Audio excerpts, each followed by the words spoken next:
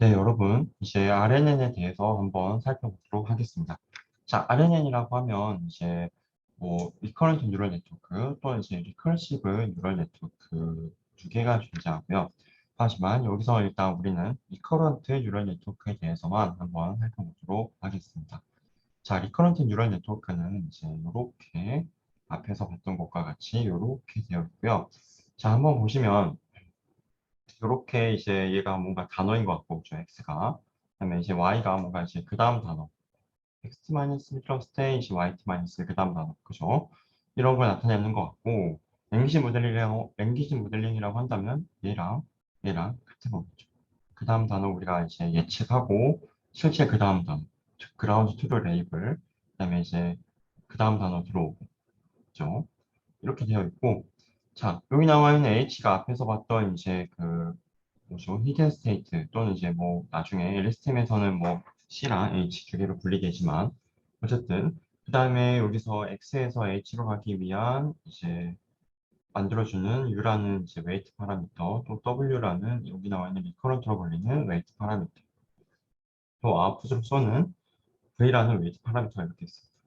자, 여기서 한번 보면 U나 이제 V나 W는 한번 보시면 T라는 인덱스가 안 붙어 있어요. 그 말은 이 U나 V나 W는 시간에 따라서 변하지 않는다는 거를 의미하는 거겠죠, 여러분. 시간에 따라서 계속 다른 인풋이 들어오고 아웃풋이 들어오고 그에 따라서 이제 우리의 이제 스테이트도 계속 달라지지만 그걸 만들어내는 이제 파라미터들은 쉐어링 되어 있다는 거예요, 시간에 따라서. 시간이 아무리 길어도. 즉, 문장이 10개짜리든 11개짜리든 단어의 길이가 10개짜리든 11개짜리든 12개짜리든 하루에 개수는 똑같다는 겁니다. 그걸 모델링 하기 위해서. 그래서 시간에 따라 쉐어링 되어 있기 때문에 아무리 긴 타임스텝이 들어오더라도 우리는 굉장히 이제 더 파라미터 없이 굉장히 효율적으로 이제 파라미터 관점에서는 효율적으로 계산이 가능하다는 것이고, 자, 물론 이제 뭐 얘가 최선이냐 그거는 또 뭐 그건 아닙니다. 뭐 여기 나와 있는 이제 꼭 시간에 따라서 동일한 파라미터를 써야 될까? 뭐 그렇진 않죠, 사실은. 그래서 이제 시간에 따라서 파라미터는 약간씩 변화를 주는 모델들도 존재하긴 합니다. 하지만 일단 기본적인 RNA 같은 경우에는 이렇게 파라미터가 쉐어링된 것을 나타내고 있습니다. 자, XT는 뭐 앞에서 말씀드렸죠. 그 다음에 HT도 먼저 말씀드렸고, 그죠? 결국 이제 지금까지의 여기 나와 있는 HT는 처음 시점부터 이제 T 시점까지 정보를 다 누적해서 순차적으로 누적된 값을 가지고 있는 거죠. 이렇게 쭉 계속 흘러옵니다. 그죠?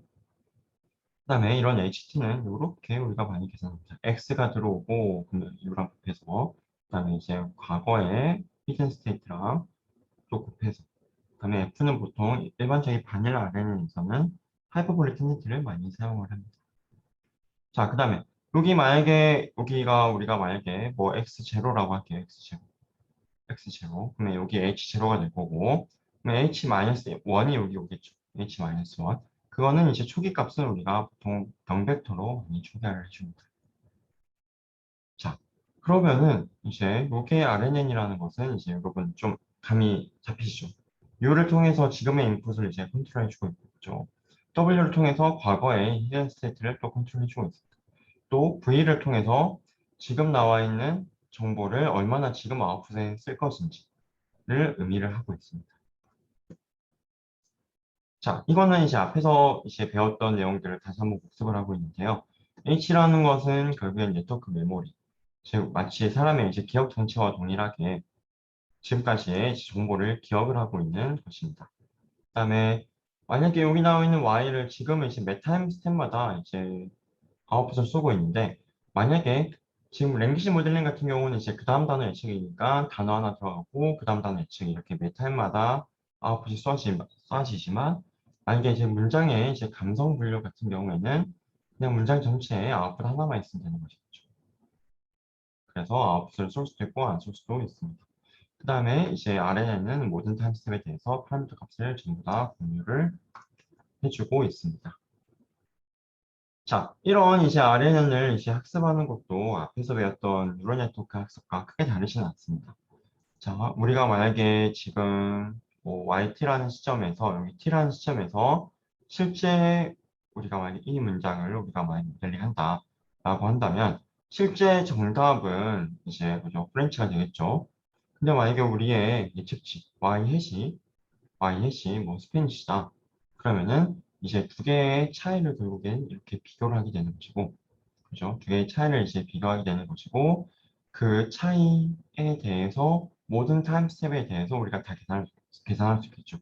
요 타임 스텝에 대한 이제 에러값, 요 타임 스텝에 대한 에러값, 요 타임 스텝에 대한 에러값. 그거를 서메이션해서 우리가 에러값을 구할 수 있다는 것입니다. 그죠?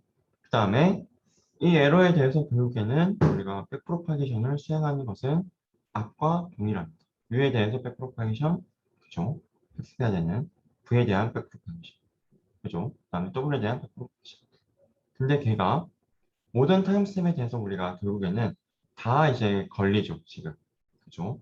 결국에는 이제 여기 나와 있는 W라는 것을 이제 백프로파게이션 하기 위해서 여기 타임스마다 다 결국에는 걸리게 됩니다. 그래서 백프로파게이션 through time이라는 말이 붙어 있는 것이지, 그래서 뭐 BPTT라고 부르는 것 뿐이지 그냥 백프로파게이션 계산하는 방식과 동일합니다. 뭐 특별한 건 없고요. 다만 이제 이렇게 시간에 따라서 이렇게 시간을 통과해서 들어온다라는 점 때문에 그냥 BPTT라고만 부를 뿐입니다. 자, 그럼 BPTT를 한번 좀 더 살펴보도록 하겠습니다. 자, BPTT에서 우리가 만약에 자, 결국에는 모든 타임스탬에 대한 이제 에러 값을 다 서메이션 해주고 있는데 여기서는 이제 예제로 자 if3 요거에 대해서만 한번 또 W 요거에 대해서 리커런트 한 파라미터 W를 우리가 어떻게 업데이트 할 수 있는지 W에 대한 그라디언트를 어떻게 구할 수 있는지를 한번 살펴보도록 하겠습니다. 자, 한번 살펴보면 이제 if3에 대한 이제 W에 대한 그라디언트는 그죠? 요렇게 이제 우리가 넘어갈 수 있겠죠. 요렇게. 그러면은 이제 다음과 같이 체인룰로 우리가 작성을 해볼 수가 있습니다. 자, 그러고 나서 다른 거는 사실은 크게 문제가 안 될 거예요. 자, 왜? 여기 이제 결국에는 E3가 있고 Y-이 있고 그다음에 Y-이 있고 H3가 있고 딱 요 구간은 그냥 일반적인 뉴런넷이랑 똑같겠죠. 결국에는 계산하는 게 달라질 거 없을 것입니다. 이제 얘만 그래서 한번 살펴볼게요. 얘만 한번 살펴볼 텐데 H3는 H2에 의존하고 그죠? H2는 또 H1에 의존합니다. H1은 또 H0에 의존을 하게 되죠. 그래서 얘를 우리가 마찬가지로 다시 이제 풀어서 쓰면 이렇게 결국에는 쓸 수가 있어요. 네. 얘 같은 경우는 이제 이렇게 전체에 대해서 우리가 결국에는 걸리게 되는 것이죠. 그죠? 네, 여기 오타가 있네요. 죄송합니다. 여기 이제 1하고 네, 다시 바꿔주시면 되겠습니다. E3로. 자, 그래서 한번 살펴보시면은 결국에는 얘가 하나만 우리가 걸리는 게 아니는 거죠. 이렇게 H3는 H2에 또 영향을 받고, 그죠? H2는 또 H1에 영향을 받게 되기 때문에 우리가 이렇게 체인룰로 쫙 풀어서 써야만 계산을 할 수 있다는 것입니다. 그래서 이제 좀 BPTT라고 왜 부르는지 좀 더 이제 아마 감이 오실 것 같습니다. 결국엔 뉴럴 네트워크의 BP와 매우 유사하지만 이제 매 타임스텝마다 네트워크에 대한 이제 그래프가 걸린다는 게 다른 점이죠. 자, 여기까지 아마 이제 다 이해가 되셨을 것 같고요. 자, 그러면은 이제 얘를 우리가 실제로 한번 뭐 구현을 한다 이제라고 생각을 하면은 자, 이렇게 한번 구현을 할 수가 있을 것입니다. 만약에 이제 랭귀지 모델링이라는 태스크에 RNN을 쓴다. RNN은 이제 랭귀지 모델링 태스크뿐만 아니라 굉장히 여러 곳에 쓸 수가 있습니다. 하지만 우리가 만약에 지금 배우고 있는 랭귀지 모델링에 만약에 쓴다라고 한다면 일단 뭐 편의상 이런 상황을 한번 가정해 볼게요. 뭐 센텐스가 뭐 7만 개 정도 있고 유니코드가 뭐 6만 5천 개 정도가 있고 네. 그다음에 네. 여기 이제 단어 개수가 이제 6만 5천 개가 있다는 것이고 이제 복합 사이즈가 8천 개 있다는 것입니다. 자, 그랬을 때 자, 히든 레이어 사이즈는 우리가 100으로 한번 가정을 해보겠습니다. 네. 자, 그러면은 자, 뭐 여기서 일단 유니코드가 뭐 65,000개지만 우리가 편의상 8,000개로 우리가 줄여서 생각을 해본다는 것이겠죠. 그럼 몇 개는 이제 unknown이라는 것도 이제 생기겠지만 어쨌든 우리가 65,000개를 다 고르기는 이제 너무 크기 때문에 8,000개만 줄여서 8,000개만 줄이는 거는 빈도수로 8,000개 줄일 수도 있고 아니면 뭐 여러 가지 방식으로 8,000개로 줄일 수가 있겠습니다. 8,000개만 생각해보겠다 라는 것이고 히든 사이즈는 100으로 여기 나와 있는 얘를 100디멘션으로 생각해봅니다. 뉴럴 네트워크의 이제 그 히든 뉴런 개수라고 생각할 수 있겠죠. 자, 그랬을 때 자, 여기서 이제 인풋 데이터가 이제 보통 이런 식으로 되어 있을 거예요. 이런 식으로. 즉, 원래는 얘가 다 이런 단어였겠지만, 그죠? 단어였겠지만 얘를 이제 인덱스로 바꾼 것입니다. 보통 이제 자, 문장 시작한다는 이런 스페셜 토큰 넣어주고요. 그다음에 문장 끝났다는 이제 엔드 토큰도 보통 넣어줍니다. 자, 그러면 인풋 같은 경우는 여기 나와 있는 것처럼 이제 그 문장의 시작을 나타내는 그다음 문장 시작에 나타낸 토큰 다음에는 이제 what이 우리는 what이 나오기를 원합니다. 자, sentence start라는 토큰이 들어오면 여기 이제 what이 나오기를 우리는 원하는 거예요. 자, 그런 식으로 이제 모델링이 되어 있고 그러면은 input이 이렇게 들어가고 output은 이렇게 된다는 거예요. 자, 여기 보면 0이 들어가면 이제 51이 나와요. 51이 들어가면 또 27이 나와요. 27이 들어가면 16이 나와요. 그 다음 또 16이 들어가면 10이 나와요. 그걸 지금 보여주고 있습니다. 파란색은 또 다른 문제가 나타내주고. 자, 여기서 우리가 결국에는 이제 뉴럴 네트워크를 학습한다고 하면 우리가 배치 단위로 결국에는 이제 학습을 하게 되는데 이 같은 문장의 길이가 결국엔 많이 다르잖아요. 문장의 길이가 많이 다른데 이거 같은 경우는 어떻게 그러면 우리가 배치 단위로 학습할 수 있을까? 얘는 우리가 나중에 이제 다시 한번 살펴보도록 하겠습니다. 문장의 길이가 달라도 이제 우리가 나중에 뭐 제로 패딩을 통해서 이제 배치 단위로 학습할 수 있습니다. 자, 일단 그거는 우리가 아래는 끝나고 나중에 다시 한번 보도록 하고요. 자, 여기서 그러면은 x가 이렇게 있고 y가 이렇게 주어진 걸 알 수 있습니다. 여기서 특징은 0 다음에 51, 이 51이 여기 또 들어오죠. 그다음 51 다음에 27 이렇게 랭귀지 모델링은 데이터가 구성되어 있습니다. 그죠? 자, 그 다음에 여기 나와 있는 숫자들은 여기 나와 있는 단어 what이라는 거가 지금 51로 여기 이제 아가 27로 이렇게 매칭되어 있다. 입니다. 즉 단어를 그냥 숫자 인덱스로 바꾼 것이죠. 자, 여기까지 이제 됐을 것 같고 자, 그러면은 이제 여기서 실제로 구현하는 거는 자, 여기 x가 이렇게 이제 우리가 데이터가 주어져 있을 텐데 얘를 원화 벡터로 원화 인코딩으로 변경해 줍니다. 원화 인코딩으로 변경해 주는데 아까 우리가 복합계수 8000이라고 했어요. 그러면은 얘가 이제 8000 사이즈의 디멘션이고 여기 나와 있는 0이 이렇게 바뀐 것입니다. 8000 사이즈의 이제 디멘션인데 0번째만 딱 이렇게 줍니다. 얘는 51번째만 딱 1, 얘는 딱 27번째만 딱 1로 켜져 있는 형태입니다. 그죠? 그래서 x0 얘를 이제 x1 얘를 이제 뭐 x2 이렇게 나타낼 것이고 일단 이렇게 원합 벡터로 다시 다 바꿔줍니다. 원래 단어가 있었고 그죠? 단어를 이렇게 인덱스로 바꿔줬고 그 인덱스를 이렇게 원합 벡터로 바꿔주는 거죠. 아웃부터 동일하게 바꿔주시면 되겠습니다.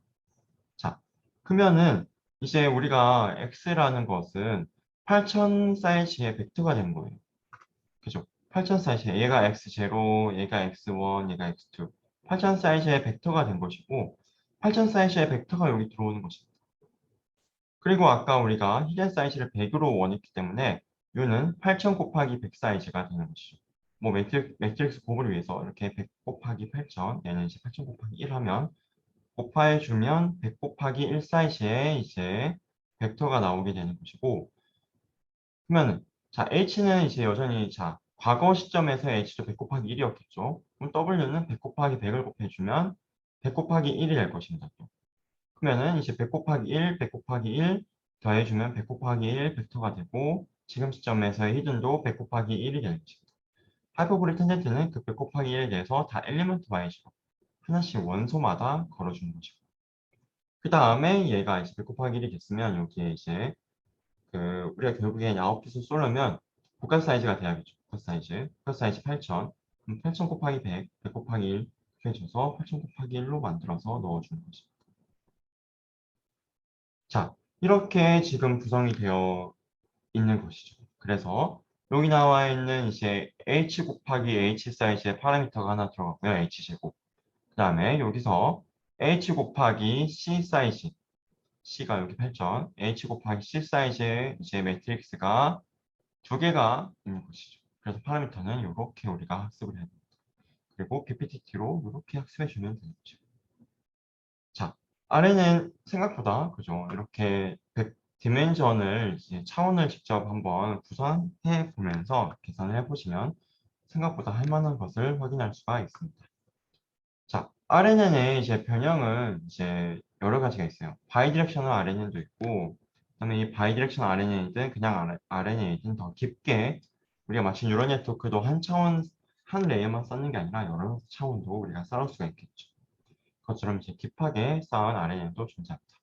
자, 바이디렉션 RNN 같은 경우는 이런 포워드만 있는 게 아니라 백워드로 좌에서 우로만 가는 게 아니라 우에서 좌로 가는 RNN을 의미합니다. 이때는 사실은 이제 그러면 우리가 앞에서 봤던 좌에서 우로 가는 이때 리커시브하게 걸리는 파라미터가 W가 있었죠. 그 W가 하나 더 있는 거예요. 다른 걸로 해서. 자, 이거는 왜냐면 우리가 이제 뭐 문장에 이제 특정 단어를 예측하기 위해서 우리가 뭐 좌에서 우로만 가는 게 중요한 게 아니라 우에서 좌로 보는 것도 도움이 될 수 있기 때문입니다. 그래서 여기 나와 있는 바이디렉셔널 RNN이라는 게 나오게 됐고 또 우리가 뭐 뉴럴 네트워크도 깊게 쌓으면 좋다는데 RNN도 한번 깊게 한번 쌓아보자. 그 딥 RNN이 있고 이제 딥 RNN과 이제 바이디렉셔널 RNN을 이제 결합해서 딥 바이디렉셔널 RNN도 만들 수 있을 것입니다. 자, 그러면 여기서 잠깐, 뭐 교수님 뭐 이상하다고 생각할 수도 있을 것입니다. 바이디렉셔널 RNN 좋네요. 왼쪽에서 오른쪽만 보는 게 아니라 오른쪽에서 왼쪽도 보면 좀 더 단어 예측이 잘 될 것 같습니다. 아니, 근데 저걸 랭귀지 모델링에 쓸 수 있나요? 랭귀지 모델링은 지금까지 단어 가지고 미래의 단어 확률 예측인데 바이디렉셔널 RNN은 지금의 단어랑 미래의 단어 모두 활용하는 거 아닌가요? 그러면 이거 그 치팅하는 거 아닌가요? 이제 치팅이라면 약간 뭐랄까 약간 뭐 답지 보고 뺏긴다 그죠? 이제 그런 이제 의미로 많이 활용이 됩니다. 아 그럼 이거 치팅 아니냐? 아 뭐 그렇게 생각할 수 있습니다. 아 근데 그러면 우리가 생각해 보니까 트레이닝 할 때는 뭐 포워드, 백워드 다 하고 바이디렉셔널로 왜 트레이닝은 어떻게 하든 상관없어요. 트레이닝은 여러분들이 문제집 푼다고 생각해 보세요. 여러분들이 이제 뭐 이제 수능이랑 거리가 먼 세대이긴 하겠지만, 네, 그죠. 이제 뭐 어쨌든 뭐 저보다 가깝겠지만, 뭐 수능이랑 어쨌든 여러분도 멀어졌을 겁니다. 자, 그러면은 이제 수능을 테스트라고 생각하고 여러분들이 혼자서 뭐 이제 문제집 푸는 걸 트레이닝이라고 생각을 할게요. 문제집 풀 때 답지 보고 푸냐, 답지 안 보고 푸냐, 뭔 상관입니까? 그죠?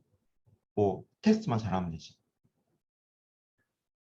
그렇게 생각하면 트레이닝 할 때는 우리가 뭐 답지 보고 하든 답지 안 보고 포워드만 하든 아니면 이제 포워드하고 백워드도 하고 답지 보면서 하든 자기한테 맞는 방식으로 하면 되는 거예요. 테스트 할 때는 대신에 미래 시점이 주어져 있지 않아요. 답지가 주어져 있지 않죠. 그래서 백워드는 우리가 못하고 포워드만 하면 되겠죠. 그러면 치팅이 아니라는 거죠. 그렇죠? 그런데 그럼 효과가 있나요? 라고 생각이 될 겁니다. 이제는. 자, 바이렉션 RNA, 그렇듯하네. 랭귀지 모델링에 근데 쓸 수 있나? 이거 치팅 아닌가? 아하, 트레이닝 할 때만 쓴다고, 테스트 할 때는 포워드 다시 포워드만 쓰고, 오케이, 그럼 치팅 아니네. 근데 그게 효과 있을까? 로 이제 문제가 바뀐 겁니다. 왜? 여러분들이 마치 문제집 풀 때 그냥 문제집 보고 그냥 답지만 보는 거예요. 이 문제 답 이거네. 오케이. 이 문제 답 이거네. 오케이. 그러고 수능장 들어가는 거예요. 그랬을 때 과연 문제 잘 풀 수 있을까? 그땐 답지가 없는데. 마치 우리가 수련했던 환경과 실제 테스트하는 환경이 다르면 잘 못하겠죠. 그죠? 마치 이제 뭐 수능은 뭐 8시부터 보나요? 뭐 모르겠습니다. 아침 8시부터 보는데 나는 이제 테스트는 아침 8시부터 보는데 뭐 트레이닝은 뭐 여러분 공부할 때는 뭐 맨날 오후 2시에 일어나서 만약 공부한다. 그러면은 좀 잘 볼 수도 있겠지만 잘 볼 가능성이 약간 좀 뭐 떨어지는 이렇게 되겠죠. 그죠? 이제 그렇게 트레이닝과 테스트 환경이 다르면 이제 뭐 잘 안 되는 경우가 많습니다. 여기서도 이제 그런데 다른 상황인데 잘 될까? 그죠? 아, 바이디렉션 안에는 좋은 건 알겠는데 잘 안 될 것 같은데? 그러면 해결하면 되죠, 문제를. 그게 여기 나와 있는 트윈 네트워크라는 이제 모델이 있고 얘는 나중에 같이 한번 다뤄보도록 하겠습니다. 자, 다시 아래로 돌아와서 일단은 바이디렉셔널이고 뭐 DB이고 일단 다 떠나서 다시 기본적인 RNN으로 돌아오겠습니다. RNN은 그런 문제가 없을까? 앞에서 이제 카운트 베이스 LM 받고 문제 있었습니다. 윈도우 베이스 LM 받고 문제 있었습니다. 그리고 RNN 나왔는데 RNN은 과연 문제가 없을까? RNN도 문제가 있습니다. 일단 가장 큰 문제가 굉장히 많지만 그 가장 큰 문제가 베니싱 그라디언트 프로그램이 가장 큰 문제 중에 하나입니다. 이 이제 시간이 길어진다는 것도 이제 한 가지 문제가 있고 또 여기 나와 있는 베니싱 그라디언트 이 타임이 길어질수록 과거 시점으로 그라디언트가 잘 전달되지 않는다는 문제도 존재합니다. 자, 여기서 실제로는 RNN이 이제 긴 시퀀스를 잘 처리해 주길 원하는데 뭔가 우리가 왜 RNN 나왔냐 이제 그 윈도우 베이스 LM이 그게 fixed n을 정해줘야 되는데 이게 fixed n 정하기 싫다. n을 우리가 무한정 한번 생각해보고 싶다. 굳이 정하지 않고 그래서 RNN 쓰자였는데 실제로는 RNN이 가까이 있는 단어들만 좀 이제 잘 구하고 멀리 있는 단어는 잘 구를 못한다는 거예요.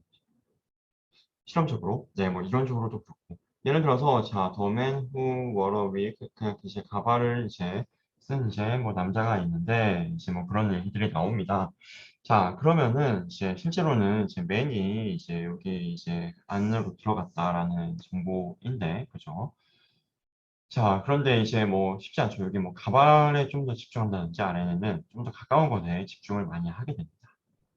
자, 그리고 나서 이제 여기서도 이게 좀 이제 뭐 I grew up in France 그다음에 여기 뭐 중간에 뭐 블라블라 막 깁니다. 그다음에 그 상태에서 뭐 나는 예를 들어 뭐 프랑스에 태어났고 뭐 에펠탑 뭐 놀러 많이 갔고 그러면 프랑스에 또 뭐가 있나요? 프랑스 뭐 리옹도 한번 가보고 뭐 이런저런 뭐 맛집도 미슐랭 투도 많이 갔다.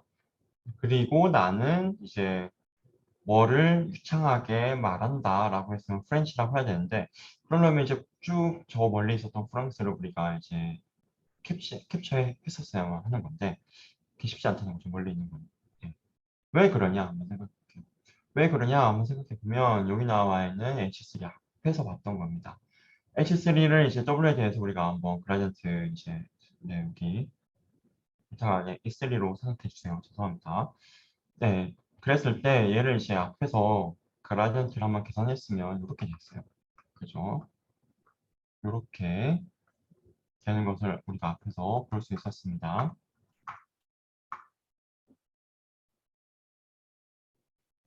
자, 그러면은 여기서 이 부분, 이 부분을 한번 볼게요. 이 부분이 뭔가 타임에 계속 걸리는 부분이에요. 타임에 계속 걸리는 부분. H3, H2, 그죠? 또 이제 얘가 H2, H1 이렇게 쭉쭉쭉 넘어가게 되는데, 자, 얘를 우리가 한번 생각해 본다고 하면은 어떻게 되냐면, 얘가 이거에 대한 이제 그라디언트는 결국엔 이 그라디언트가 베니싱 됐냐 안 됐냐는 이 그라디언트의 이제 우리가 결국엔 이제 놈의 크기 놈으로 우리가 그라디언트 크기 즉 그라디언트 놈으로 우리가 해석을 할 수가 있겠습니다. 그러면은 여기 나와 있는 얘가 어떻게 되는지 한번 해석을 한번 해보면 이거 같은 경우는 이제 우리가 WT 곱하기 이런 다이어고널 텀으로 결국엔 표현이 되고 놈의 이제 성질상 주 놈의 이제 곱은 이제 각각의 놈의 이제 이하가 되기 때문에 다음과 같이 부등호가 되고 놈이 이렇게 분리가 된 형태입니다. 원래는 얘가 이제 등호로 놈 WT 곱하기 여기 다이아고널 있고 전체 이렇게 놈 하나만 있었을 텐데 얘가 이제 부등호로 이렇게 각각의 놈의 곱으로 되어 있는 거를 여기에 나타낸 것입니다. 네. 여기 나와 있는 이제 뭐 백프로파게이션은 이제 여러분 한번 계산을 한번 해보면 알 수 있을 것입니다. 이거는 이제 그 하이퍼볼릭 텐덴트를 미분하면 여기서 이제 h를 만들어낼 때 여기서 H를 만들어낼 때 여기 하이퍼볼릭 탄젠트가 쓰이니까 하이퍼볼릭 탄젠트는 이제 다음과 같이 미분값이 있습니다. 그래서 여기 나와 있는 것이고요. 여기 나와 있는 다이고널 텀은 그게 하이퍼볼릭 탄젠트가 이제 엘리먼트 와이즈하게 이제 결국엔 적용이 되기 때문에 그거에 대해서 얘가 이제 벡터 형태로 되어 있는 거를 이 벡터를 이제 다이고널한 텀으로 가져온 매트릭스 형태로 표현을 해준다라는 것입니다. 자, 다시 돌아와서 자, 그러면은 이제 얘가 이렇게 되는 것을 알 수 있는데 얘를 우리가 결국에는 계속 곱해줘야 하는 형태입니다. 계속 곱해줘야 돼요. 여기서 보면. 계속 곱해줘야 되고 그러면은 얘가 만약에 굉장히 큰 값이다. 만약에 1보다 크다. 그러면은 그라디언트 익스플로딩이 되는 거죠. 이 타임이 길어지면 길어질수록. 그죠? 그 다음에 만약에 얘가 1보다 작다. 그럼 1보다 작으면 계속 곱하니까 베니싱이 되는 거죠. 그래서 그래서 이제 여기 나와 있는 RNA에 대한 그라디언트는 이제 그라디언트 익스플로딩 또는 그라디언트 베니싱 문제가 나타나는데 이제 일반적으로는 그라디언트 베니싱 문제가 더 많이 일어나게 돼요. 왜냐면은 여기 나와 있는 그게 뭐이 W에 대한 놈은 이제 얘는 매트릭스 놈입니다. 얘는 이제 W에 대한 이제 싱귤러 밸류 중에서 가장 큰 거를 나타내는 이제 매트릭스에 대한 이제 L2 놈인데요. 얘는 이제 뭐 라지스트 싱귤러 밸류는 이제 뭐 1보다 클 수도 있고 1보다 뭐 작을 수도 있습니다. 네. 그래서 얘는 뭐 1보다 클 수도 있고 1보다 작을 수도 있어요. 결론적으로. 자, 하지만 이거 같은 경우는 이제 항상 사실은 1 이하의 값을 가지게 돼요. 왜? 하이퍼볼릭 탄젠트의 이제 미분값인데 얘가 하이퍼볼릭 탄젠트고 그죠? 하이퍼볼릭 탄젠트의 미분값은 요런데 자, x가 0일 때 x가 0이라고 하면은 얘가 0이 되겠죠. 그때 미분값은 최대 1입니다. 지금 미분값은 최대 1인 거고 그 외에는 항상 1보다 작은 거예요. 1보다 작은 게 계속 곱해지는 거예요. 얘가 결국에는 만약에 이거의 라지스 싱귤러 밸류가 그냥 1이라고 하겠습니다. 그러면은 뭐 중립적으로 1이라고 했을 때 얘는 이제 1 이하인 가능성이 커요. 항상 1 이하고 1보다 작은 경우가 대부분입니다. 그러면 얘가 이제 1보다 작고 그거를 우리가 계속 타임스탬에 대해서 길어지면 길어질수록 지금은 1,3까지만 본 거라서 그런데 만약 이 100으로 본다. 그러면 얘가 100번 곱해준다는 거고 계속 곱해지는 거예요. 그러면은 그라디언트 벤치하는 문제가 더 많이 나타나는 거죠. 그래서 얘를 이제 해결해 주기 위해서 이제 트렁케이티드 BPTT라는 것도 있고 LSTM이라는 것도 나왔습니다. 트렁케이티드 BPTT라는 것은 이제 뭐 생각보다 그 정말 그냥 트렁케이션을 시켜준다는 거예요. 어떤 말이냐면 포워드는 동일하게 우리가 진행을 해주는데 포워드는 계속 이렇게 계속 모든 타임 스텝에 대해서 이제 계속 이제 쭉 넘겨줘요. 마치 이제 무한한 사이즈, 만약에 인풋 사이즈가 무한하다고 하면 그 무한한 거를 계속 고려해 주고 있는 거죠. 포워드는 이제 계속 올라가는데 백 프로파게이션 할 때는 우리가 끊어서 백 프로파게이션 해주겠다. 자, 딱 특정 시점까지 딱 끊어가지고 여기까지 이제 포워드하고 백 프로파게이션하고 그다음에 이건 뭐 선택이지만 여기까지 해서 학습을 한번 해주고 그 다음에 여기서 우리가 또 여기 포워드 값을 계속 유적시켜서 넘길 수 있겠죠. 그 다음에 여기서 여기에 대해서만 로스 계산하고 여기에 대해서만 백프로파게이션해서 딱 여기까지만 전달해주는 거예요. 대신 포워드는 계속 과거부터의 정보가 누적되어 있는 거죠. 백프로파게이션 할 때는 이렇게 잘라서 우리가 해준다. 얘가 나중에 배우겠지만 이제 트랜스포머에서도 마찬가지로 메모리 문제가 있어서 이제 똑같이 이런 형태로 해주고 있습니다. 자, 이런 트렁케이티드 BPTT는 이제 그 2013년에 이런 이제 그 학위 논문에서 또 이렇게 이제 뭐 표현이 되어 있습니다. 실제로 여러분이 뭐 텐서플로우나 이제 파이터치로 이제 BPTT를 이제 많이 쓴다고 하면은 여러분이 설정해 줘야 되는 값은 두 개가 있어요. PPT를 하는 빈도, 그다음에 윈도우 사이즈. 자, 어떤 말이냐면 윈도우 사이즈는 요거예요. 윈도우 사이즈는 이제 예를 들어 만약에 이제 K1이 1이고 K2가 3이다. 뭐 빈도 라인보다는 뭐 주기라고 하는 게 더 맞을 것 같습니다. 예. K1이 1이고 K2가 3이다. 그 말은 어떤 말이냐면 여기까지 세 개에 대해서 윈도우 사이즈 3이죠. 지금 K2가 3이니까 세 개에 대해서 백프로파게이션 계산합니다. 그죠? 계산했습니다. 그 다음에 지금 K1이 1이니까 자, 요거에 대해서도 또 백프로페이션에서 계산해 주는 거예요. 또 요거에 대해서도 계산을 해주고 업데이트 해준다는 거예요. 이렇게. 그래서 이제 K1이 이제 작을수록 더 많이 이제 우리가 업데이트 해준다는 것이겠죠. 보통 이제 텐서플로우 같은 경우는 이제 K1과 K2가 동일한 상태입니다. 그래서 K1이 3이고 만약 K2가 3이다 그러면은 이렇게 해서 업데이트 해주고 그 다음에 이렇게 포워드 해주고 요거에 대해서 이제 백프로페이션 해주고 업데이트 해주고 이런 식으로 그러면 이렇게 그 뭐라고 하나요? 오버랩 되는 구간 없이 업데이트 해주는 것이겠죠.